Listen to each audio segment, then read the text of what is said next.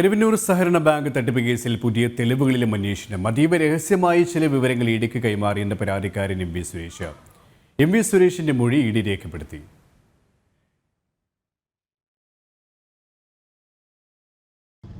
കരുവന്നൂർ സഹകരണ ബാങ്ക് തട്ടിപ്പ് കേസിൽ രണ്ടാം ഘട്ടത്തിൽ പുതിയ തെളിവുകളിലാണ് അന്വേഷണം മുന്നോട്ട് പോകുന്നത്. തട്ടിപ്പിൽ കൂടുതൽ ഉന്നതർക്കുള്ള പങ്കാളിത്തം വ്യക്തമാക്കുന്ന തെളിവുകളാണ് ഇഡിക്ക് ലഭിച്ചിട്ടുള്ളത്. ഇതിനൊപ്പം സഹകരണ ബാങ്ക് തട്ടിപ്പിന്റെ വിവരങ്ങൾ പുറത്തു കൊണ്ടുവരികയും പരാതികൾ നൽകുകയും ചെയ്ത എം വി സുരേഷ് പുതിയ ചില തെളിവുകൾ കൂടി ഇഡിക്ക് കൈമാറിയിട്ടുണ്ട്.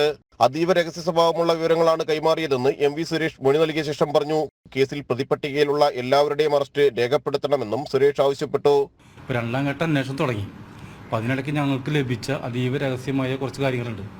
അത് ഉദ്യോഗസ്ഥന്മാരുമായിട്ട് പങ്കുവയ്ക്കാനാണ് ഇപ്പോൾ ഞങ്ങൾ വന്നിരിക്കുന്നത്. പിന്നെ മറ്റു പ്രതികളെ അറസ്റ്റ് ചെയ്യാനും ഞങ്ങൾ ഉദ്യോഗസ്ഥന്മാരോട് ആവശ്യപ്പെടുന്നുണ്ട്. നേരത്തെയും നിരവധി തവണ എം വി സുരേഷിന്റെ മൊഴി ഇഡി രേഖപ്പെടുത്തിയിരുന്നു. കേസിൽ CPM തൃശൂർ ജില്ലാ സെക്രട്ടറി MM വർഗീസിനെ 4 തവണയാണ് അന്വേഷണ സംഘം ചോദ്യം ചെയ്തത്. കരുവന്നൂരിലെ CPMന്റെ രഹസ്യ അക്കൗണ്ടുകളുമായി ബന്ധപ്പെട്ടായിരുന്നു ചോദ്യം ചെയ്യൽ. ആദ്യഘട്ടത്തിൽ Kerala bank vice president MK Kannan, മുൻമന്ത്രി AC മൊയ്തീൻ എന്നിവരെ ചോദ്യം ചെയ്തിരുന്നു. രണ്ടാം ഘട്ടത്തിലും ഇവരെ ചോദ്യം ചെയ്തേക്കും. ഇഡി കോടതിയിൽ നൽകിയ കുറ്റപത്രത്തിൽ 55 പേരാണ് പ്രതിപട്ടികയിലുള്ളത്. ജനം, കൊച്ചി.